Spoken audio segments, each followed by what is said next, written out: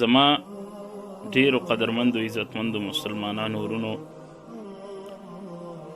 تاسو به ډیر په دې خپله معاشره کې تاسو کتلی وي چې زموږ ستاسو د کور نه ښځې وځي خپلوانو کره ځي، یا زموږ ستاسو کور نه ښځې وځي د ضرورت په بنا باندې ډاکټر ته ځي، هسپتال ته ځي، غم ښادۍ ته ځي.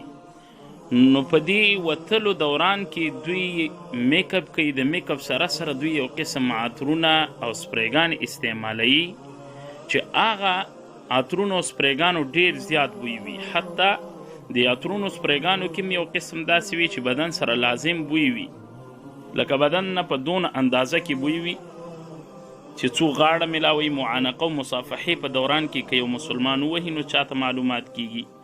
یو قسم داسې وي چې هغې زیات بوی وي، نو دا د ښځو د خاطر استعمال د دې حرام دی، ناروا ده، ناروا ده.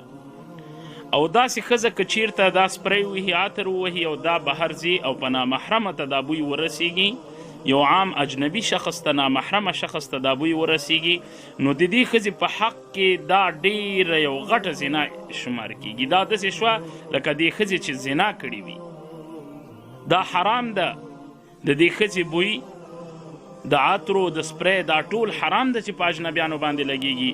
بدبختانه زموږ ستاسو ورونه په دې کې ډیر زیات راګیر دي، نه خپلو ښځو ته امر بالمعروف کوي، نه نهي عن المنکر کوي.